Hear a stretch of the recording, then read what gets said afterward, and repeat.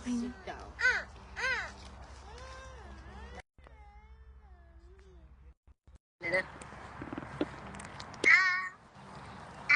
Okay. Okay, basahin natin ulit ang aklat ng Awit, chapter 90, verse 9 to 10. Kamay mo'y nagwawakas itong hiram naming buhay. Parang bulong lamang ito na basta na dumaraan. Buhay namin umaabot ng 70 taon silkad. Minsan na may 80, kung kami malakas. Ngunit buong buhay namin ay puno ng dusa at hirap. Pumapanaw pagkatapos dito sa maliwanag. Itong verse na ito is continuously lamang nung last week natin na pinag-usapan nung last week. Ito'y tumatalakay sa buhay ng isang tao na kung saan ay ang buhay lang ng tao is abot ng 70 to 80. Surte na yun. Mapalad na, sinasabi ng Biblia, mapalad na kung umabot ka na 70 to 80. Pero pagdating ng lagpas na 80, magdurusa na. Ang mga tao, iniisip nila na kapag lumagpas ka ng 80 is maswerte ka. Pero hindi. Kabaliktaran na sinasabi ng Biblia. Ang sinasabi ng Biblia, kapag lumagpas ka ng 80, pagdurusa na ang matatamo mo. Kasi nga kapag matanda ka na, punong-puno ka ng sakit sa katawan. Lahat ng mga problema is daranasin mo na. Lagi ka nasa ospital. Pero bilang isang mga Kristiyano, bilang mga mananampalataya, mapalad na tayo ay datnan ng ating Panginoon na buhay. Pag dumating siya na buhay, yung tayo may pananampalataya sa harapan ng ating Panginoon. Kaya isipin natin mabuti. Sa buhay natin, habang tayo nabubuhay ngayon, huwag natin isipin na tayo bata pa, ay mahaba pa ang buhay natin. Kundi isipin natin sa buhay natin, ano na bang naipundar natin bilang isang mananampalataya. Sa buhay ng mga tao dito sa mundong ito, iniisip nila yung kung ano bang klaseng ipupundar nila sa buhay nila. Kaya nga ang tao is nagtatrabaho para lang sa future nila. Pero para sa ating mga mananampalataya, ang future natin ay wala dito sa mundong ito. Ang pangako ng Panginoon, ang future na yun ay bagong buhay doon sa kaharian ng langit na. Kaya nga dapat natin i-focus yung mga bagay na spiritual, hindi mga bagay na pangsanlibutan. Kaya nga sinasabi na ng ating Panginoon sa atin na aabot lang ang buhay ng tao, 70 to 80. So i-enjoy ninyo ang buhay ninyo habang kayo nabubuhay dito sa mundong ito. Hindi para mamuhay kayo sa hilig ng laman, kundi i-enjoy ninyo yung experience ninyo na maranasan ninyo yung biyaya ng Panginoon para sa inyo. Dahil dito pa lamang sinusubukan na kayo ng ating Panginoon na kung sakali man na kayo tawagin ng Panginoon, sa pagharap ninyo sa Panginoon ay nakahanda na kayo. Amen. Nakahanda kayo na tanggapin yung ipinangako niya na buhay na walang hanggan.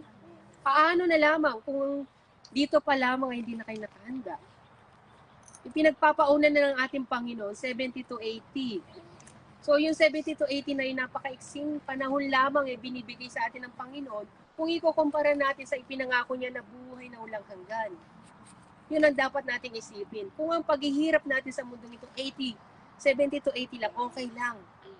Pero wag nating piliin na magdusa tayo ng habang buhay sa impyerno. Kaya nga ang ating Panginoon ay binigay ang salita niya upang sa gayon maging handa tayo para kung sakali man na tayo tawagin ng Panginoon, matanda man tayo, bata, nakahanda ang ating kaluluwa, napapasok sa kaharian ng langit. Meron lang akong konting patutuo sa inyo, alam ko na napaitutuo ko na ito sa inyo. Ito'y patungkol sa buhay ko rin naman. Pumasok ako dito sa Korea, ang pangarap ko talaga is magkaroon ng isang bagay na may pagmamalaki ko sa buhay ko. Dahil sa buhay ko noon is hinamak ako ng mga taong mas mataas sa akin. Ang para sa akin, magpapakayaman ako upang may pakita ko sa kanilang meron din ako may pagmamalaki. Pero iba yung nung dumating ako dito sa Korea, ang naging plano ng Panginoon is babaguhin niya pala ako. Nakilala ko ang Panginoon dito. Nung nakilala ko ang Panginoon, habang ako'y nagtatrabaho, nagpupuri ako sa ating Panginoon, nagdarasal ako, habang ako'y nagpupuri sa Kanya, narinig ko ang panawagan ng Espiritu Santo. Ang sabi niya sa akin, tinanong niya ako, ano bang pinakamahalaga sa iyong buhay? Ang tanong niya sa akin. Pero hindi ko siya sinagot nung una. Sa pangalawang beses niya pagtanong sa akin, ano ba ang pinakamahalaga sa iyong buhay? Ang sagot ko na sa kanya, sinagot ko siya ng pabalang. Ang sabi ko, Lord, alam mo naman kung anong mahalaga sa buhay ko. Ang sabi niya, Bakit? Kanya, ano bang mahalaga sa iyong buhay? Lord, alam mo kung anong nasa puso ko. Alam mo, nais ko magkaroon ng isang restaurant na malaki. Nais ko magkaroon ng isang bahay. Nais ko magkaroon ng kotse. Lahat ng yan ay gusto ko. Pero ang sagot ng ating Panginoon sa akin, alam mo ba kung bakit kita tinatanong kung anong mahalaga sa iyong buhay ngayon? Hindi mo ba alam, malapit na akong dumating. Yun ang sabi ng Panginoon sa akin. Nung narinig ko yung bagay na yun, para bang nasyak ako na natuwa ako. Lumabas ako ng company, nagtalon-talon ako sa kumpanya, sa labas, para akong buwang, para akong si David. Tuwang-tuwa ako na nagtatalon-talon, yes, malapit na dumating ang Panginoon. Ganoon yung reaction ko nung marinig ko ang Panginoon na sinabi niya, malapit na akong dumating. Sinasabi ng Biblia na tayo mga mananampalataya, alam natin kung malapit na dumating ang Panginoon kasi nasa inyo ang Espiritu Santo. Para sa mga taong wala ang Espiritu Santo, lagalag pa rin sila sa mundong ito. Nagpapakasaya sila, ginagawa nilang lahat ng gusto nila. Kasi alam nila, malayo pa. Malayo pang dumating ang Panginoon. Bata pa naman ako, hindi pa ako mamamatay. Pero, kapag tinawag tayo ng ating Panginoon, hindi natin alam. Hindi natin alam kung kailan tayo mamamatay. Ngayong araw na ito, hindi ka nakapagsisi sa iyong mga kasalanan. Pag tinawag ka ng Panginoon, saan ka pupunta? Alam mo na kung saan ka pupunta dahil hindi ka naging handa. Pinaghahanda tayo ng ating Panginoon kasi gusto niya na tayo ay maligtas. Bago man tayo makapunta ng langit, makapagsisi na tayo sa ating mga kasalanan. Kaya nga sa buhay natin, isipin natin kung ano ba yung inihahanda natin sa buhay natin dito sa mundong ito. Yung mga bagay sa salibutan niyan is binigay ng ating Panginoon para magamit natin, para maparangalan siya. Hindi para sa pansarili natin. Yan ang mga bagay na binibigay sa atin ng Panginoon, yung trabaho, yung mga bagay na financial, lahat ng yan ay ginagamit lang ng Panginoon para lang gamitin ninyo sa pang-araw-araw ninyong pamumuhay. Yan ay provided ng ating Panginoon. Pero hindi ibig sabihin nun, dito na kayo mabubuhay sa mundong ito, kundi ang pangako ng Panginoon para sa atin ay buhay na walang hanggan. Dapat nating ma-realize na ang mundong ito ay lilisanin natin. Lilisanin natin ang mundong ito. Sinasabi nga ng Biblia, ang pagiging matanda ay corona. Alam niyo ba kung bakit corona yon? Ibig sabihin, kumbaga sa isang estudyante, nag-graduate na siya, kinoronahan na siya ng graduation day, masaya siya, nag-graduate na. Dito sa Biblia, sinasabi ng Biblia, na kapag ikaw ay isang matanda na, yan ay corona para sa iyo. Kasi nga, kapag ikaw ay namatay na, ikaw ay papasok na sa karenang langit. Yun ang pag-asa ng isang tao. Sa mundong ito ay walang pag-asa. Puro problema, puro stress, lahat ay daranasin mo sa mundong ito. Pero once na naranasan mo na ang langit, ayaw mo nang bumitiw sa langit. Doon mo na mas gustong tumira. Sa aking experience, nung ako'y makapunta ng langit, nakita ko yung mga tao sa langit, napakasaya nila. Bata, matanda, lahat sila, wala kang makikita sa mukha nila na malungkot, lahat sila masaya. Nagtataka ako, bakit masaya ang lahat ng mga tao doon? Yun na pala yung langit. Ang mga tao is nagsasaya sila sa kanilang mga ginagawa para makikitaan mo sila na walang problema. Pero pagdating sa mundong ito, napakaraming problema. Sa loob lang ng bahay, problema na. Sa mga pamilya pa lang, problema na. Sa mga anak, problema. Sa asawa, problema. Sa trabaho, problema. Lahat ay problema. Hindi natatapos ang problema. Pero pagdating ng kamatayan ng tao, lahat yan ay magtatapos. Pero ang ating Panginoon, ang nais ng ating Panginoon, bago man tayo tawagin ng ating Panginoon, nakahanda ng ating kaluluwa. Kaya nga dito pa lamang, isipin nyo na paano ba ako magiging handa. Tayo, nagka-camping tayo, nagpipitrip tayo, nag-outreach tayo. Bago pa man dumating yung kinabukasan, yung naka-ready na lahat ng mga dadalhin natin kinabukasan. Ganyan din dapat sa pang-spiritual. Maging handa tayo. Kung paano tayong masigasig na naghahanda para sa araw ng bukas, sa mga gusto nating gawin, dapat huwag nating aalisin na sa araw ng bukas, baka tawagin tayo ng Panginoon, dapat maging handa ang ating kaluluwa. Nakahanda ang ating puso. Yung ating kaluluwa, sabi nga dito sa Aklat ng Lucas, may parable dito sa Aklat ng Lucas na isang mayaman na umani ng sagana. Dito sa Aklat ng Lucas, kung babasahin natin yung Aklat ng Lucas chapter 12. Sa Aklat ng Lucas chapter 12, verse 16. Merong isang mayaman dito na napakayaman niya. Umani siya ng maraming mga bunga. Ang sabi niya, saan ko kaya ilalagay itong mga inani ko? Hindi kasya. Hindi magkasya dito sa lalagyanan ko. Ay, alam ko na kanya. Ipapagiba ko to at magpapatayo ko ng mas malaki. Pag naipagiba ko na sasabihin ko, sa sarili ko, magpapahinga na lang ako. Magpapahinga na lang ako, magiinom na lang, magpapakasaya na lang ako sa buhay ko. Ganyan yung ng isang mayaman dito sa na to. Ngunit sabi ng Panginoon? Angal ka. Nag-impok ka na napakaraming kayamanan, pero sa gabing ito, mamamatay ka na. Yan ang sabi ng Panginoon. Ganyan ang sasapitin ng sino man nag-iipon ng kayamanan para sa sarili. Pero dukha naman sa paningin ng Diyos. Gaano ka man kayaman, makamtan mo man yung lahat ng bagay sa mundong ito, dukha ka sa harapan ng Panginoon. Kasi nga, wala kang relasyon sa Panginoon. Ang pagtitiwala mo ay nasa kayamanan mo lang. Kahit mag-impok ka ng kayamanan sa mundong ito, walang mapapalang yung kayamanan. Ang nais ng Panginoon, yung kaluluwa mo, ibabalik sa akin. Sabi nga ng Panginoon, ikaw ay nagmula sa labok, babalik ka rin sa labok. Ngayon, kapag ikaw ay namatay, dalawang bagay lang pupuntahan mo, langit o impyerno. Ang iyong katawan ay iiwanan mo. Mostly sa mga mayayaman, ang sakit nila ay cancer. Bakit cancer yung nagiging sakit nila? Kasi nga, cancer, walang gamot para sa kanila. Gaano mang karami ang kayamanan nila, hindi nila masusolusyonan yung sakit nila. So, walang kabuluhan ng pera nila. Kaya nga sa buhay natin ito, matuto tayong makontento kung anong meron tayo. Amen. Huwag na natin pang naisin yung mga kayamanan kung magdudulot naman sa atin ito ng kamatayan sa impyerno.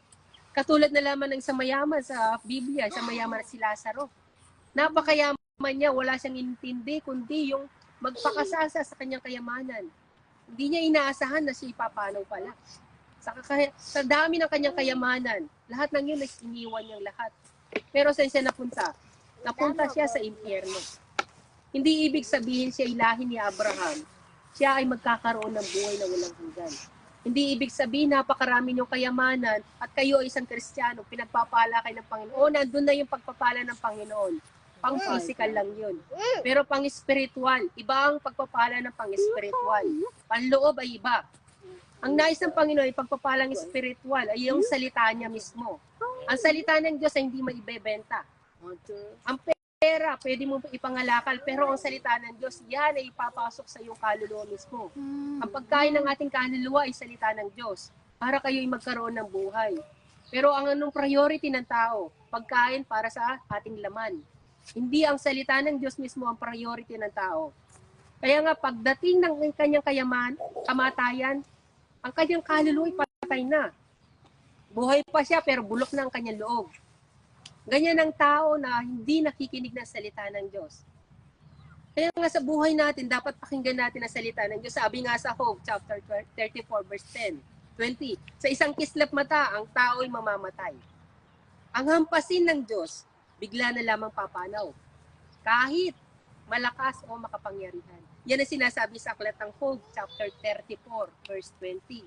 Kahit malakas ka o makapangyarihan, kapag hinampas ka ng Panginoon, tinanggal ang iyong hininga, wala kang magagawa. Ngayon, wala kang maipaparatang sa harapan ng Panginoon. Lord, hindi ko narinig ang iyong salita. Lord, hindi ko alam ang iyong salita. Sinasabi ng Biblia. Nahahayag ang Panginoon sa pamagitan ng mga bagay na nilikha niya. Lahat ng mga nilikha niya, nagpapatunay na may Diyos tayo. Yang halaman na yan, sinong lumikha? Ang Diyos. Paano mo masasabing hindi mo kilala ang Diyos? Ikaw mismo ang nagsasarado sa puso mo. Tignan mo ang paligid mo, may Diyos. May nag-create ng lahat ng bagay na ito. Kaya nga, may totoong Diyos, meron din siyang totoong salita na sa huling araw tayo hatulan batay sa ating mga gawa. Kaya mga kapatid, hindi natin masasabi kung kailan tayo papanaw. Hindi natin alam. Malakas tayo ngayon, makapangyarihan tayo ngayon, bata pa tayo ngayon, pero kapag ninais ng Panginoon na tayo ay mamatay na tawagin na, nakahanda ba ang iyong kaluluwa? Nagpakasasa ka sa mga kahalayan nito, yung mga gusto mo, sinunod mo. Pero pagdating sa impyerno, habang buhay kang parurusahan, hindi mo nanaisin na maparusahan sa impyerno. Mas nanaisin mo pang maging pulubi katulad ni Lazaro, basta magkaroon ka lang ng buhay na walang hanggan. Yun ang dapat na mahalaga sa atin. Maghirap man tayo, pero tayo may connection pa rin sa harapan ng ating Panginoon. Hindi nawawala ang ating pananampalataya sa Kanya. Kaya nga habang nabubuhay tayo, sabi nga ng Panginoon, ako ang nagbibigay buhay at muling pagkabuhay. Ang sino mang sumasampalataya sa akin, kahit mamatay, ay muling mabubuhay. Kaya nga, may buhay na walang hanggan. Kahit na tayo ay mamatay, basta tayo may pananampalataya sa ating Panginoon, mabubuhay ka muli. Magkakaroon ka ng buhay na walang hanggan. Pero kung ikaw ay mamatay na walang pananampalataya, alam mo na kung saan ka babagsak sa impyerno. Kaya nga, dito pa lamang habang tayo nabubuhay sa mundong ito, ipinapaunawa na sa atin ng ating Panginoon na dapat kang maging handa dahil may naghihintay na kapahamakan para sa iyong kaluluwa. Huwag kang magpadaya sa mundong ito. Dahil ang demonyo, gagawin niya ang lahat para ikaw ay masiyahan sa mundong ito. Ang mga tao ninanais nila na ayaw nilang mamatay. Sinong taong ayaw mamatay? Lahat ng tao ay takot na mamatay. Ang iniisip nila for the future. Yan ang nasa isipan ng mga tao. Walang taong hindi takot mamatay. Kapag nasa oras na siya ng kamatayan, takot na siya. Kaya nga isipin natin mabuti. Habang tayo'y malakas pa, binibigyan tayo ng ating Panginoon na magsisi. Pagkakataon magsisi sa ating mga pagkakasala. Pagsisihan natin lahat ng ating mga kasalanan. Sabi nga ng Panginoon, kung mamamatay ka na may pananampalataya, muli kang bubuhay ng ating Panginoon. Bubuhayin ka niya sa pagparito niya. Pero mapalad ka kung ikaw ay manatiling tapat sa ating Panginoon. Kung dumating man ng ating Panginoon, maliligtas ka. Hindi ka daranas ng ikalawang kamatayan. Pangako ng ating Panginoon, ang buhay na walang hanggan ay ibibigay sa iyo. Dito lang sa mundong ito, daranas ka ng kahirapan dahil itong mundong ito ay puno ng kahirapan at tukso. Ang tukso na yan ang nagpapahirap sa mga tao. Napakaraming tukso na ginagawa ng mga demonyo. Huwag kayo magpadaya sa mga nakikita ninyo. Hangarin ninyo yung mga bagay na espiritual. Mga bagay na espiritual na hindi naluluma. Kung nasaan ang yung puso, nandun din. Nandun din ang Diyos. Kaya nga, kung ang hangarin mo, kung ang puso mo ay nandun sa langit, yung kayamanan mo ay nasa langit. Kung nandito ang iyong kayamanan, dito ka papanaw. Hihintayin mo ang paghahatol ng Panginoon. Hihintayin mo ang kamatayan sa impyerno. Pero kung nasa langit ang iyong kayamanan, magkakamit ka ng buhay na walang hanggan. Kaya nga naisin natin na tayo magpakabuti habang tayo nabubuhay. Isipin natin, yung mga naunang mananampalataya, yung ating mga ninuno sa pananampalataya, silang lahat ay namatay. Namatay sila sa paanong paraan. Namatay sila na martir. Martir, pagdating sa magandang balita. Sila'y nagpahayag ng salita ng Diyos. Namatay silang lahat. Nihandog nila ang kanilang buhay para kay Kristo. Sa panahong ito, ang mga tao, ayaw nila mag-evangelize, sapat sa kanila yung magkaroon lang sila ng pananampalataya. May nabago ba sa salita ng Diyos? Walang nabago. Ang tao ang nagbago sa panahon ito. Ang tao ang nagbago. Ayaw na nilang lumakad, ayaw na nilang mangaral ng salita ng Diyos. Ang sapat sa kanila ay magsimba lang. Kaya nga mga kapatid, yung mga naunang mananampalataya, isipin natin kung paano sila namatay. Namatay sila, hinamak sila, pinugutan sila ng ulo, sinunog sila ng buhay. Pero sa buhay natin ito, malaya tayong mangaral ng salita ng Diyos. Malaya natin gawin ang lahat ng bagay. Kaya nga, sino ang nakakapag sa inyo para hadlangan yung mga gawain ng Panginoon? Noong ang ating Panginoon ay umakyat sa langit, nagbigay siya ng kaloob. Ang bawat isa sa inyo ay binigyan ng gift ng Holy Spirit. Binigyan kayo ng Holy Spirit ng gift. Biyaya ng ating Panginoon para kayo ay kumilos ayon sa kaloob ng ating Panginoon sa bawat isa sa ating lahat. Ano ang gift na ibinigay sa inyo ng Panginoon? Alam niyo ba kung ano ang gift na ibinigay sa inyo ng Panginoon? Baka gift ng Holy Spirit, hindi nyo rin alam. Hindi nyo alam kung ano yung binigay sa inyo ng Panginoon. Kaya hindi kayo kumikilos ayon sa ipinagkaloob sa inyo ng Panginoon. Hindi nyo alam kung ano ba yung klase ng gift of Holy Spirit. Alam niyo ba kung ano bang gift na ibinibigay sa inyo ng ating Panginoon? Yung gift na yan ibinigay sa inyo ng Panginoon para kayo ay kumilos at maglingkod sa Kanya.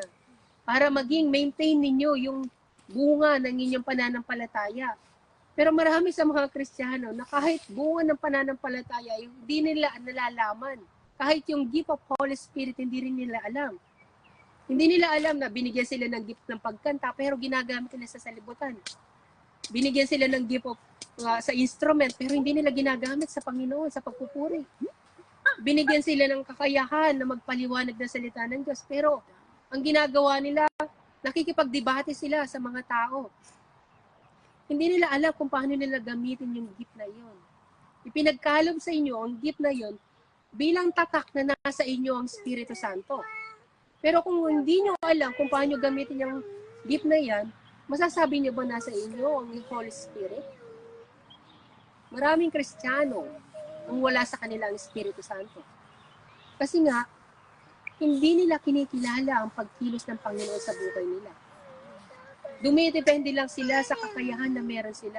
Kaya nga, ang bawat isa sa inyo ay binigyan ng kakayahan, umawit, magpahayag, tumugtog ng instrumento, mangaral na salita ng Diyos. Lahat ng yan is gamitin nyo para sa pagpapalago ng iglesia. Yan ang gamitin nyo para sa paghahanda, sa pagparito ng ating Panginoon. Kaya nga sinasabi niya, pagparito ko, may makita pa kaya ako may pananampalataya. O sila'y abala na sa kanilang buhay. Dapat ang abalahin natin habang nabubuhay tayo, 70 to 80, abala tayo sa mga gift na ibinigay sa atin ng ating Panginoon. Paglaguin natin yung mga gift na ipinagkaloob sa atin. Kung tayo'y umaawit, mag-improve tayo sa pag-awit. Kung tayo tumutugtog, pag-improvein natin yung pag-awit, pagtugtog natin. Palawakin natin ang gawain natin. Hindi lamang tayo ang kumikilos, kundi lahat is palawakin natin. Gamitin natin yan sa pagpaparangal sa Panginoon. Kasi nga yan ang paghahanda natin para sa buhay natin. Kung wala kayong ginagawa sa buhay ninyo, anong masasabi ninyo sa harapan ng ating Panginoon? Lord, nagpakasasa lang ako sa buhay nun. Hinintay ko lang na yung araw na mamatay ako. Tandaan ninyo, sinasabi ng Biblia, mayroong dalawang aklat na sinasabi ang Biblia. Isa yung aklat ng buhay mo at ang isa ay aklat ng Biblia. Ang gagawin ng Panginoon, ipagkukumpara niya yung buhay mo at ang salita ng Diyos. Kapag hindi yun tumugma, ikaw ay mapupunta sa impyerno.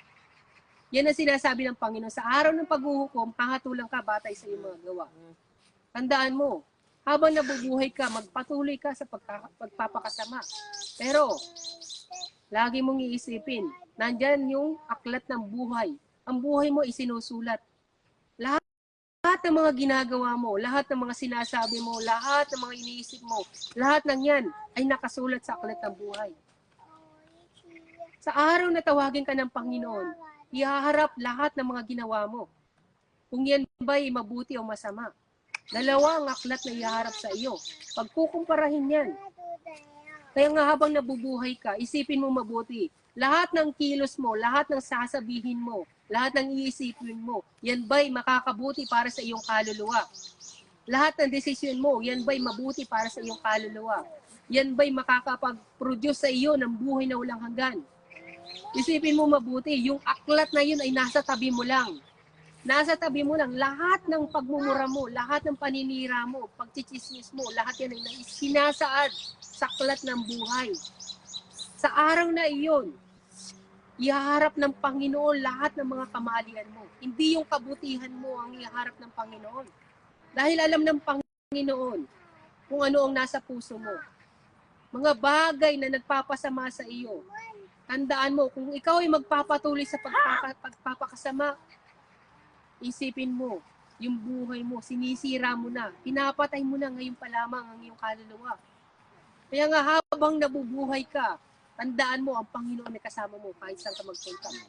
Nakikita niya lahat ng mga ginagawa mo. Nire-record ang buhay natin. May aklat ng buhay para sa ating lahat. Kaya nga isipin natin na dapat magsisi na tayo sa ating mga kasalanan. Alisin na natin yung mga bagay na nagpapakasama sa atin. Hindi natin alam kung kailan tayo tatawagin ng ating Panginoon. Kaya nga habang nabubuhay tayo, gamitin natin ang pagkakataong ito para ituwid yung mga kamalian natin. Ituwid natin lahat ng mga kamalian ito. Yung pagkakataon na binigay sa inyo ng Panginoon, pagkakataon na tinawag kayo para magsisi sa inyong mga kasalanan. Pagsisihan natin lahat ng ating mga kasalanan. Sinasabi ng Panginoon, sino makakapaghiwalay sa atin? Sa pag-ibig ni Kristo, nasa inyo ang ating Panginoong Jesucristo. Pero sino nagpapahiwalay sa inyo? Ang mundong ito nagpapahiwalay sa inyo. Yung problema ninyo, yung stress ninyo, nagpapahiwalay sa pag-ibig ni Kristo. Sabi nga niya, ang kaguluhan kaya, hindi. Ang kapigatian, o yung kagutuman, o yung paghihirap, o yung kamatayan. Walang makakapaghiwalay sa inyo kasi nga nakipag-isa na sa iyo si Kristo. Ikaw ay tinanggap na ng ating Panginoon. Kaya huwag mong hiwalay ang iyong sarili. Ang mundong ito ay pansamantala lang. Lilipas at lilipas sa mundong ito. Lahat ng bagay ililipas. Pero ang inyong kaluluwa ay nananatili magpakailanman. Dahil yan ang kaluluwa natin ay nagmula sa Diyos. Ang Diyos ay nabubuhay habang buhay. Kaya nga tayo nabubuhay. Katulad niya. Pero hindi tayo katulad ng Diyos. Ang pagitan natin ay makasalanan tayo. Tayo makasalanan nakahatulan sa huling araw. Pero isipin natin mabuti, ano na ba ang nagawa natin? Yung mga gift na ibinigay sa atin ng ating Panginoon, sapat na ba yun para tayo makapasok sa langit? Sapat na ba yun na may pagmamalaki natin sa harapan ng Panginoon? Lord, papasukin mo ko sa kaharian ng langit. Yung sinasabi nga ng Biblia, nangaral na salita ng Diyos. Tayo pa kaya na isang mananampalataya na walang ginagawa? Sinasabi ng isang tao na nagpahayag siya ng salita ng Diyos pero hindi nakapasok sa langit. Nagpalay siya ng mga demonyo pero hindi pa rin nakapasok ng langit. Gaano kalaki yung standard ng Panginoon para ikaw ay makapasok ng langit? Napakasimple lang. Simple lang. Yung Espiritu Santo ay dapat nasa iyo. Napakahalaga ng Espiritu Santo sa buhay ng isang tao. Dahil kung wala ang Espiritu Santo, hindi ka mabubuhay. Kung paano binuhay si Kristo sa pamagitan ng Holy Spirit, mabubuhay ka rin naman. Pero paano ka pupunta ng langit kung wala ang Espiritu Santo? Tayo nga'y makasalanan, di ba? Makasalanan tayo. Paano tayo magiging banal, magiging karapat-dapat sa harapan ng Panginoon kung wala sa atin ang Espiritu Santo? Paano magkakaroon ng Espiritu Santo kung hindi tayo nagiging madasalin? Kung hindi tayo nagsisisi sa ating mga kasalanan? Paano sa atin ang Espiritu Santo kung ang layunin natin ay yung mga bagay sa mundong ito? Paano na lamang kung dumating ang kamatayan natin at wala sa atin ang Espiritu Santo? Tayo mapupunta sa impyerno. Impyerno ang kababagsakan ng isang tao kung wala sa kanya ang Espiritu Santo. Hindi siya magkakamit ng buhay. Sabi nga ng Biblia, tayo bubuhay kung paano binuhay si Kristo, ay bubuhay din tayo sa pamagitan ng Holy Spirit. Hindi sa pamagitan ng ating mga gawa, kundi ng Espiritu Santo mismo ang gagawa nun para sa atin. Kaya nga habang nabubuhay tayo sa mundong ito, naisin natin yung Espiritu Santo. Paano ba natin makakamtan ng Espiritu Santo? Ang sabi nga ng Panginoon, ang mga taong naghahangad ng Espiritu Santo, sila yung mga taong naghahangad ng mga bagay na spiritual. Ang taong naghahangad ng hilig ng laman ay walang pinapahalagan kundi yung mga bagay na hilig ng laman. Ibig sabihin, ang mahalaga sa iyo yung mga bagay sa mundo lang ito. Pero kung ang mahalaga sa iyo yung mga bagay na spiritual, ang papahalagahan mo yung mga bagay na spiritual. Doon ka magkakaroon ng buhay na walang hanggan. Kasi nga, ang buhay spiritual sa mundong ito ay mahirap. Napakahirap mamuhay sa mundong ito ng spiritual. Sabi nga ng Biblia, napakasama ng mundong ito. Napakadaming tukso ng mundong ito. Pero, yung taong pinagmumulan ng pagkakasala, mas mabuti pa para sa kanya na hindi na sila sinilang sa mundong ito. Kasi nga, sayang lang. Mapupunta ka lang sa impyerno kung ikaw mismo pinagmumulan ng pagkakasala. Kaya nga, ikaw mismo, isipin mo mabuti. Ako ba'y dagdag Para sa mga tao na pinagmumulan ng pagkakasala, ako'y blessing sa harapan ng mga tao. Ako ba'y pinagmumulan ng blessing?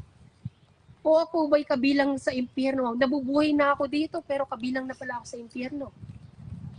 Ano bang mga lumalabas sa bibig natin? Ano ba yung kilos natin? Yan ba'y spiritual? Nakikita ba ng tao na tayo ay makadiyos? Nakikita ba nila na totoo ang Diyos at buhay ang Diyos sa buhay natin? O ang Diyos ba'y patay? Masasabi natin, nangangaral tayo ng salita ng Diyos, pero ang sagot nila sa atin, hindi ka naman totoo, ikaw nga hindi mo sinasabuhay ang salita ng Diyos. Tapos sasabihin mo sa akin, ganyan-ganyan. Dapat mamuhay tayo na makaspiritual. Kung ninanais natin magkaroon ng buhay na walang hanggan, mamuhay tayo ayon sa salita ng Diyos. Ang naisin natin yung mga bagay na spiritual mismo. Pero kung ibang nasa puso natin, makalaman na yan. Tandaan ninyo, ang pamumuhay makalaman may kamatayan. Nagiging kaaway ng Diyos ang namumuhay sa hilig ng laman. Huwag niyong naisin ang bagay na hilig ng laman dahil kaaway kayo ng Diyos. Ang kaaway ng Diyos ay hindi sinasabi ng Biblia, lahat ng kaaway ng Diyos ay hindi makakapunta ng langit. Anong gusto niyo? Doon sa langit mismo, sa araw ng paghuhukom, patatawarin kayo ng Panginoon? Hindi. Sabi nga ng Panginoon, magpakasama ang mga masasama, magpakabanal ang mga nais magpakabanal. Maglingkod ang mga nais maglingkod. Maging mabuti ang mga nais maging mabuti. Sinabi na yun ng Panginoon. Sinasabi niya yun, ibig sabihin, gawin niyo ang lahat ng gusto niyo ngayon. Pero ang sabi niya doon, pero tandaan ninyo, pagdating ng paghuhukom, hahatulan ko kayo batay sa inyong mga gawa. Pumili kayo, sabi ng Panginoon, buhay o kamatayan. Habang nabubuhay kayo, pumili kayo sa 2 daan. Daan ng kamatayan o daan ng buhay.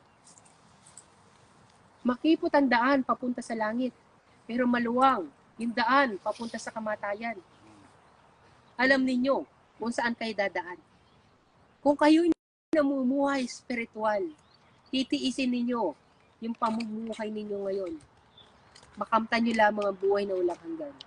Pero dahil ang tao hindi matiisin sa buhay niya, nanaisin niya ang karangyaan, nanaisin niya makabangon sa kahirapan, nanaisin niya na makamtan yung bagay na iyon sa pansarili niya lang. Kahit na siya ay isang Kristiyano, nanaisin niya na makawala sa kahirapan. Yan ang nais ng isang tao sa mundong ito.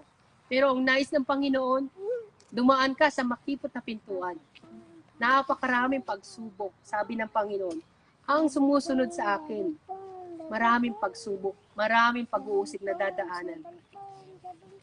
Kaya nga, alam ninyo sa sarili ninyo kung kayo ba'y lumalakad ngayon sa makipot na pintuan, kayo ba'y dumaranas ng mga pag-uusig, kayo ba'y dumaranas ng mga problema, na ito ba'y pang-spiritual o problema lang para sa inyong pang-physical.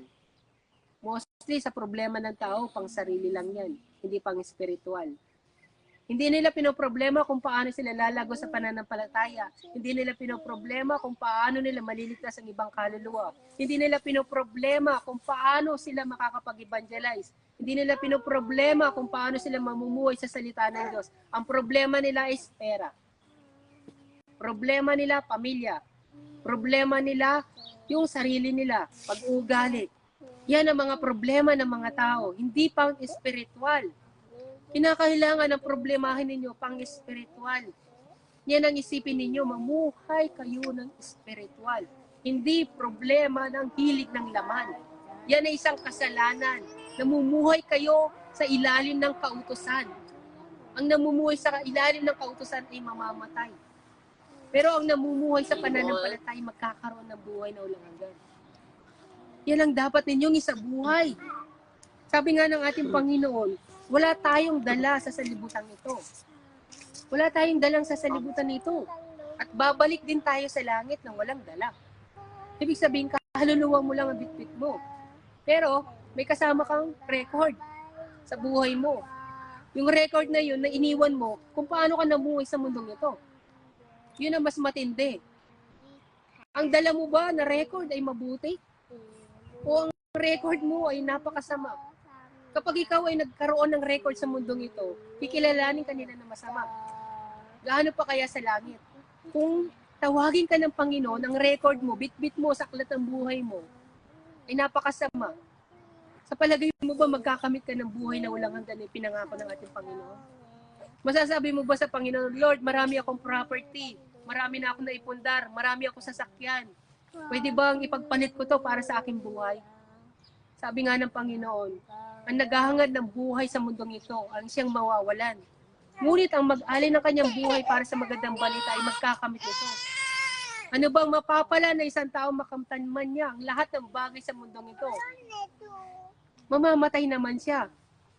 Anong mapapala niya sa kanyang kayamanan kung hindi naman niya matutubos ang kanyang buhay? Paano mo matutubos ang inyong buhay sa pamagitan ng iyong kayamanan? Yan ang sinasabi ng ating Panginoon. Kaya nga, huwag niyong intindihin yung mga bagay na wala kayo ngayon. Ang intindihin niyo yung mga bagay na spiritual na wala kayo. Yun yung isipin niyo ngayon. Ano bang wala ako sa pamumuhay na spiritual ko? Kulang kaya ako sa pagdarasal? Kulang kaya ako sa pananalangin? Kulang kaya ako sa pagbabasa ng Biblia? Kulang kaya ako sa pagbabible study? Kulang kaya ako sa pangangaral ng magandang balita? Kulang kaya ako sa pakikinig ng salita ng Diyos? Yan ang isipin ninyo, hindi yung kulang para sa inyong pamumuhay. Kundi ang isipin nyo kung ano kulang para sa inyong spiritual na pamumuhay. Napakahalaga ng buhay natin dito sa mundong ito. Saglit lang yan ang pamumuhay natin. 70 to 80 lang, saglit lang. Pagkatapos ng buhay natin, pagtapos nun, tayo ay magkakaroon ng buhay na walang hanggan kung tayo ay namuhay ng tapat sa harapan ng ating Panginoon. Isipin niyo mabuti. Ano bang gift ng Holy Spirit na tinanggap ninyo ngayon? Isipin niyo kung paano kayo kikilo sa harapan ng Panginoon. Kung paano ito paglabuin. Ang Panginoon, nagbigay siya ng 5,000, 2,000, 1,000. Sino kayo doon? Sabi ng 5,000, Lord, itong pinangalakal ko. Kumita pa ako ng 5,000. Sabi ng 2,000, ito pa yung 2,000. Kumita pa ako ng 2,000. Pero ano sabi ng 1,000? Lord, ibinaon ko po ang 1,000 nyo kasi natakot ako. Kayo, anong may pagmamalaki ninyo sa harapan ng Panginoon? Isang gift lang ibinigay sa inyo pero hindi niyo pa magawa. Nabubuhay lang kayo sa mundong ito na walang kabuluhan. Parang isang puno na sinasabi ng Panginoon. Isang puno na walang bunga. Ang sabi ng Panginoon, babalik na lang ako sa susunod na taon. Pag wala pa yan, puputulin ko na. Kayo, namuha na ba kayo sa inyong spiritual na pamumuhay? Paano kung yung panahon na iyon sinabi ng Panginoon, ngayon yung panahon na babalik ako? Titignan ko kung wala ka pang bunga. Paano kung ngayong araw na ito, sabihin ng Panginoon, puputulin na kita kasi wala ka pang bunga hanggang ngayon? Paano mo masasabi sa Panginoon na ikaw ay may pananampalataya kung wala ka namang bunga sa iyong pananampalataya? Kanya-kanya tayo ng gift na ibinigay ng Panginoon upang hindi tayo maging tamad sa ating buhay spiritual. Mamuhay tayo ayon sa ipinagkaloob sa atin ng ating Panginoon. Darating ang araw, sinasabi nga ng Panginoon, na ang mga mananampalataya ay manlalamig sa kanilang pag-ibig, sa kanilang pananampalataya. Hangarin niyo ba na dumating yung panahon na iyon? Para sa akin, hindi ko na hangarin niya dumating ang panahon na iyon na yung sinasabi ng Biblia na ang tao ay manlalamig sa kanyang pananampalataya. Nakakatakot yun. Kapag dumating yung panahon na yun na malamig ka, asahan mo, maiiwan ka dito. Ako, para sa akin, hindi ko nahihintayin pa. Kung tawagin ako ng Panginoon, tawagin na niya ako habang mainit pa sa pananampalataya. Pero kung dumating na yung pagkakataon na sinasabi ng Biblia, na darating ang panahon na ang mga tao ay mawawalan ng pananampalataya. Napakahirap nun. Mananampalataya ka ngayon, pero pagdating pala ng panahon na yun, nasa dulo ka na. Darating na ang Panginoong Yesus, dun ka pa bibitaw. Yun yung araw na sinasabi ng Panginoon. Bakit sila nanlamig? Kasi nga, mas namuhay sila sa hilig ng laman nila. Sinasabi ng Biblia din, sa 2 Timoteo, sa chapter 4, verse 3, sabi niya, sapagkat darating ang panahon, hindi na sila makikinig sa wastong katuruan. Sa halip, susundin nila ang kanilang hilig.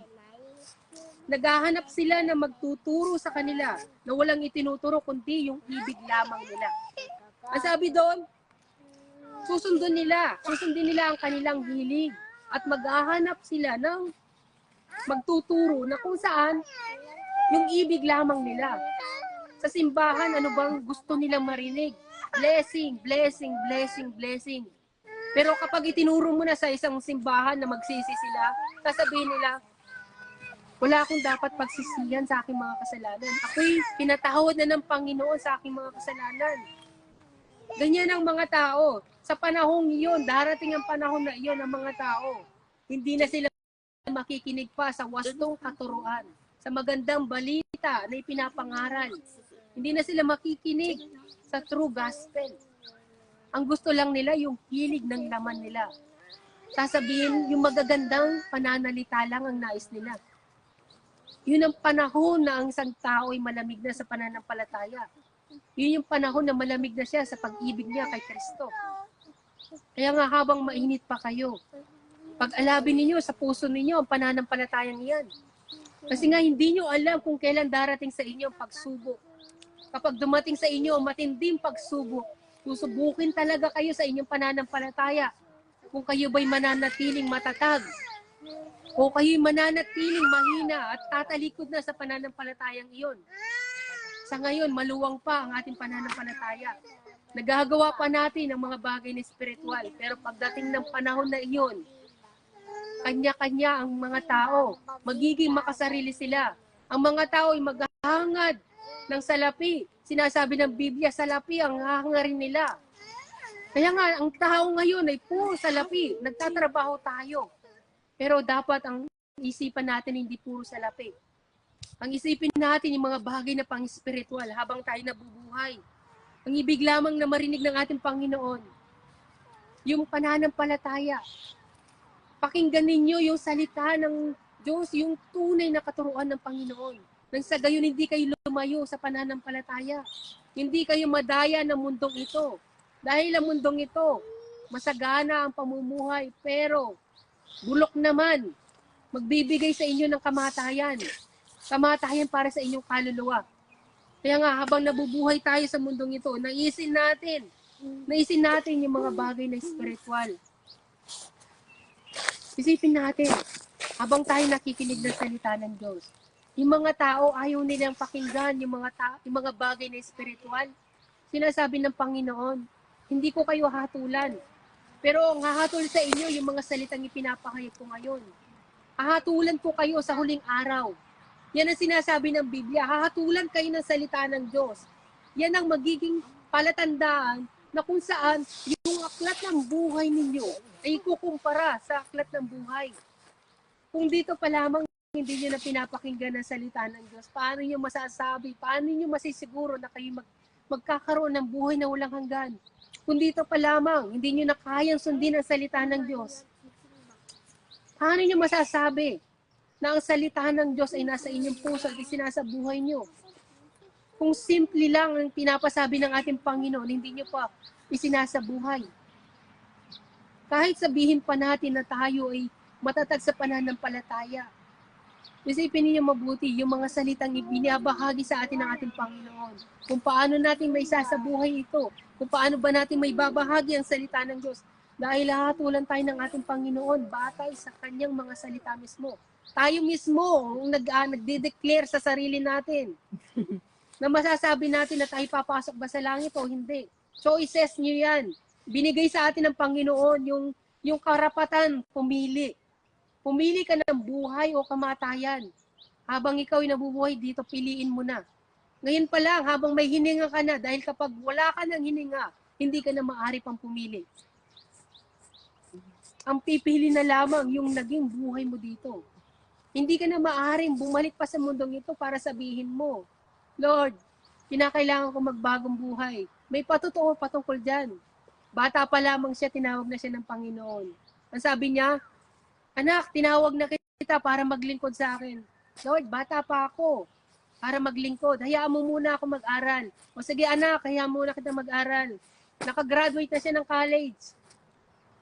Lord, hayaan mo muna ako magtrabaho. bago ako maglingkod sa iyo. Sige anak, pagbibigyan kita. Magtrabaho ka muna. Tapos nakapangasawa siya. Lord, nakapangasawa ako. Ang sabi niya, hayaan mo muna ako mag-asawa, hayaan mo muna ako magkapamilya. Nung tatawagin na siya ng Panginoon, anak, maglingkod ka na sa akin. Lord, hayaan mo muna. Nagkaroon pa ako ng anak. Magpapalaki muna ako ng mga anak ko. O sige anak, magpalaki ka muna ng anak. Pagkatapos, tumanda na siya. Ang sabi ng Panginoon, anak, matanda ka na, maglingkod ka na sa akin. Lord, matanda na ako, alagaan ko muna yung mga apo ko. O sige anak, kukunin na kita ngayon. O, kinuha siya ng Panginoon. Anak, ilang beses kitang tinawag. Mula pagkabata hanggang sa pagtanda. Pero hindi mo ako pinakinggan. Ngayon, mapupunta ka sa impyerno. Ang Panginoon, ilang beses na tumawag sa inyo. Ilang beses niyo na ba narinig ang panawagan ng Panginoon? Nanawagan ng Panginoon, anak, magsisi ka na. Dahil malapit na akong dumating. Anak, magsisi ka na. Talikuran mo na yung sama ng loob mo. Anak, bitawan mo na yan. Hindi mahalaga yan. Anak, magsikap ka na sa iyong ministry. Anak, yung problema na yan, hayaan mo lang. Nandito naman ako. Tutulungan kita. Ilang beses tumawag sa iyong Panginoon. Narinig mo ba ang Panginoon? Kailan mo ba narinig ang Panginoon sa kanyang panawagan? Nangusap sa iyo ang Panginoon, pero hindi mo siya naririnig. Huwag mong hintayin na tawagin ka ng Panginoon. Pag tinawag ka ng Panginoon, sasabihin sa iyo, anak, ilang beses kitang tinawag, pero hindi mo ako pinakinggan. Sa impyerno ang bagsak mo. Sabi nga ng Panginoon, maraming tinawag, pero kakaunti ang pinili. Hindi ibig sabihin, nagsisimba ka. Eh masasabi mo, pinili ka na ng Panginoon. Oo, pinili tayo ng Panginoon. Namatay si Kristo para sa ating lahat. Hindi para sa mga Kristiyano lang. Kundi para sa ating lahat. Pero choices ninyo. Choices ninyo na kung kayo ay pupunta ng langit o impyerno. Pero para sa Panginoon, ang hangarin niya, mapunta tayo ng langit. Yan ay pag-ibig ng ating Panginoon para sa atin. Isipin nyo, ang Panginoon tumatawag na sa inyo. Ngayon, kung tayo may tawagin ng Panginoon, nakapagsisi na ba tayo sa ating mga kasalanan? Nagpatawad na ba tayo sa ating kapwa? Nagawa na ba natin ang tungkulin na ibinigay sa atin ng ating Panginoon? Tayo ba'y namunga na sa gift na ibinigay sa atin ng ating Panginoon? Kilala na ba natin ang lubusan ng ating Panginoon? Yan lahat ng yan. Isipin natin mabuti. Isipin natin, kung tayo ba'y makakaharap sa Panginoon, nasasabihin niya, hindi tayo kilala ng ating Panginoon. Kilala natin ang ating Panginoon dito sa mundong ito. Pero pagdating ng langit, magkaiba. Pag sinabi ng Panginoon, hindi tumugma iyon, hindi kita kilala. Tayo mapupunta ng impyerno. Kasi ang batayan ng ating Panginoon, ang sinasabi niya doon, ang sumunod sa aking kalooban. Pero paano niyo malalaman ang kalooban ng ating Panginoon kung kahit ang Biblia, hindi niyo binubuksan? Ang Biblia ay binigay sa atin ng Panginoon bilang guide niya. Guide niya para malaman natin ang kanyang kalooban. Magbasa kayo ng Biblia para mas maunawaan ninyong mabuti kung paano kayo lalakad bilang isang tunay na mananampalataya. Hindi bilang isang Kristiyano, kundi bilang mananampalataya. Ang Kristiyano ay ginagamit ng mga tao para sila'y maging kabilang sa langit, pero hindi yan yung batayan ng ating Panginoon. Ang batayan niya ay yung pamumuhay bilang mananampalataya ayon sa kanyang kalooban. Yun ang nais ng ating Panginoon. Nais ng ating Panginoon na sikapin natin yung katotohanan. Sikapin natin na mamuhay na makaspiritual. Mamuhay tayo ayon sa kanyang mga salita. Ayon sa ating mga naririnig patungkol sa kanyang mga salita. Pagbulay-bulay natin ang salita ng Diyos. Huwag nating naisin yung mga bagay sa mundong ito. Ang mga demonyo, hinaharangan ng ating isipan, ang ating mga mata para hindi natin makita ang katotohanan. Yan, lahat ng yan magdadala sa inyo, sa kapahamakan. Sabi nga ng Panginoon, dito sa 1 Peter, chapter 2, verse 2, ang sabi niya dito, gaya ng sanggol, kayo'y manabik sa dalisay na gatas na espiritual, upang lumago kayo sa pananampalataya, hanggang makamtan ninyo ang ganap na kaligtasan. Sa 1 Peter, chapter 2, verse 2, kamtan ninyo bilang mga sanggol. Kayo'y maging gaya ng isang sanggol na naghahangad ng bagay na espiritual. Maging sanggol kayo. Ang buhay ng tao, habang tumatanda siya, bumabalik siya sa pagkabata. Nagiging isip bata siya, ibig sabihin, kung paano ang isang sanggol ay sinilang, mamamatay siyang ugali niya parang sanggol. Yan ang katotohanan sa mundong ito. Pero bilang mga mananampalataya, dapat maging sanggol tayo. Maghangad tayo ng mga bagay na espiritual. Yan ang magsisilbing pagkain natin. Gatas, sabi nga ng Panginoon, ito'y gatas. Gatas na espiritual para sa ating pamumuhay. Kaya nga sinasabi ng ating Panginoon, maging katulad tayo ng bata. Ibig sabihin, hindi tayo nagtitiwala sa ating sarili. Isang bata na laging umiiyak.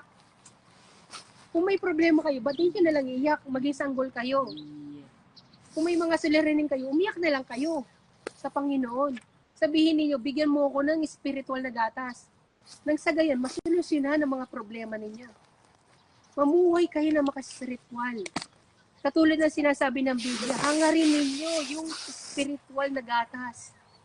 Ibig sabihin ang salita ng Diyos mismo, hangarin ninyo sa buhay ninyo. Yan ang dapat ninyong isabuhay. Hindi yung mga bagay sa sanlibutan ito na magbibigay lamang sa inyo ng kamatayan.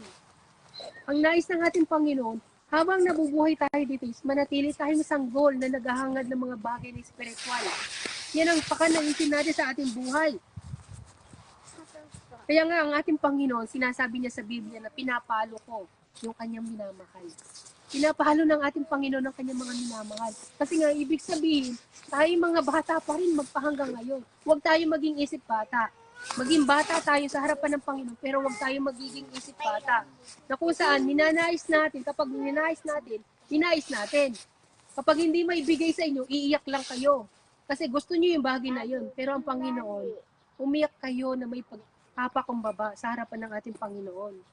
Yun. Huwag kayong magmataas na dahil hindi binibigay sa inyo ng Panginoon ang gusto ninyo, kundi umiyak kayo na may kababaang loob para maibigay sa iyo ng ating Panginoon kung anong gusto ninyo.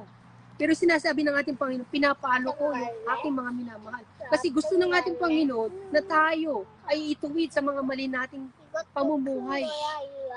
Maituwid tayo sa mga maling landas natin. Ang gusto ng Panginoon, lumakad tayo na matuwid. Habang nabubuhay tayo sa mundong ito, babalik tayo sa pagiging sanggol. Ang isang matanda ay nagiging ugaling bata. Pag dumating sa punto na iyan, sinasabi ng Biblia, hindi mo na alam kung anong gagawin mo. Hindi mo na alam kung ano sinasabi mo, iniisip mo. Sabi ng Biblia, habang may isip ka pa, habang malinaw pa ang iyong isipan, sabi ng Biblia, naisin mo ang Diyos. Habang malinaw pa ang iyong isipan, naisin mo yung salita ng Diyos. Pero kapag dumating na ang iyong katandaan, mawawala na yung pagnanais mo sa salita ng Diyos dahil iba na ang nasa utak mo. May mga matatanda na wala ng memory. Hindi na nila kilala ang kanilang mga pamilya. Sariling pamilya. Nagiging isip bata sila. Kaya nga habang nabubuhay tayo, habang bata tayo, ang sabi ng Panginoon, naisin mo yung mga bagay na espiritual. Yan ang nais ng ating Panginoon, na tayo magkaroon ng buhay na walang hanggan. Ang pag-asa natin ay makapagsisi sa ating mga kasalanan habang tayo nabubuhay. Pagsikapan natin na mamuhay na makaspiritual, huwag yung pamumuhay na makalaman. 200 lang ang tinuturo sa atin ng ating Panginoon. 100 na makipot na magbibigay sa atin ng buhay. At 100 na maluwang na magbibigay sa atin ng kamatayan sa impyerno. Choices nyo. Ngayon pa lang ay mamili na kayo kung saan ang daan na pipiliin ninyo. Dahil sa araw ng bukas, mamaya, hindi natin alam kung kailan tayo kukunin ng ating Panginoon. Walang makakapagsabi. Kaya piliin ninyo sa oras na ito. Sa oras na ito, piliin ninyo kung ano yung daan na tinatahak nyo ngayon. Isipin nyo mabuti. Sapat na ba lahat ng mga ginawa nyo kung ikaw ay tawagin mamaya o sa araw ng bukas? Sapat na ba yan para ikaw ay makapasok ng langit? Sapat na ba yung mga nagawa mo sa harapan ng Panginoon para ikaw ay sabihin, ikaw ay mabuting alagad ko, pumasok ka sa aking kaharian. Sa mga taong pinagpala, masasabi ba natin sa Panginoon na nakabtan na natin yung buhay na iyon? Habang nabubuhay tayo sa mundong ito, hindi matatapos ang mga problema. Matatapos lang yan kapag pumanaw na tayo. Kaya nga habang nabubuhay tayo, ang pag-asa natin natin ay magsisi na sa ating mga kasalanan. Huwag nating hintayin na tayo itawagin ng Panginoon na hindi pa tayo nakapagsisi sa mga kasalanan natin. Walang marami makakapasok na langit. Dapat dito pa lamang, hilingin natin sa Panginoon na tayo patawarin na sa ating mga kasalanan. Hilingin natin sa ating Panginoon, ang Holy Spirit mismo ay panatiliin niya sa ating puso. Dahil yun ang magbibigay sa atin ng buhay na walang hanggan. Ang Espiritu Santo mismo ang gagabay sa atin kung paano tayo mamumuhay ng ganap sa harapan ng Panginoon. Siya mismo magpapaalala sa atin kung paano yung mga salita niya mismo magpapaalala sa atin. Ang Espiritu Santo mismo ang gagabay kung ano bang dapat nating gawin sa ating buhay spiritual. Kaya nga, sa ating pamumuhay dito, kinakailangan natin magsisi at manalangin sa harapan ng ating Panginoon. Naisin natin mga bagay na spiritual. Tayo ay mag-evangelize. Habang nabubuhay tayo, mag-evangelize tayo, hindi lang sa pansarili natin, kundi para sa ibang kaluluwa mismo. Yan ang layunin natin kung bakit tayo nabubuhay dito. Meron layunin na ibinigay sa atin ng ating Panginoon. Yung layunin ng ating Panginoon na iligtas ang kaluluwa ng marami. Kaya ganun din tayo, dapat magligtas ng mga kaluluwa. Kaya nga, sa oras na ito, tayo manalangin sa harapan ng ating Panginoon. Manalangin tayo at pagsisihan natin lahat ng ating mga nagawang kasalanan. Hindi natin alam kung kailan tayo kukunin ng ating Panginoon. Hindi natin alam kung kailan ang ating Panginoon ay magbibigay ng hatol para sa ating kaluluwa. Kaya nga, dapat pa lang dito sa mundong ito, habang nabubuhay tayo, magsisi na tayo sa ating mga kasalanan. Isipin natin kung ano na bang nagawa natin sa ating buhay pananampalataya. Isipin natin kung sapat na ba yung mga bagay na nagagawa natin sa harapan ng Panginoon na tayo'y karapat-dapat sa kanyang harapan. Kaya nga, dapat natin pagsisihan lahat ng mga kamalian sa mga bagay na nasasabi natin, ang mga bagay na naiisip natin. Talikdan na natin ang ating mga makasalanang pamumuhay. Ang buhay natin ay napakaisa lang, 70 to 80 lamang. Hindi natin alam kung aabot pa tayo ng 70 to 80. Ang mga tao ngayon ay maabot na lamang ng 50. Dapat pagsisihan na natin ang mga bagay na nagawa natin sa harapan ng ating Panginoon. Tayo tumawag at manalangin sa ating Panginoon. Panginoon,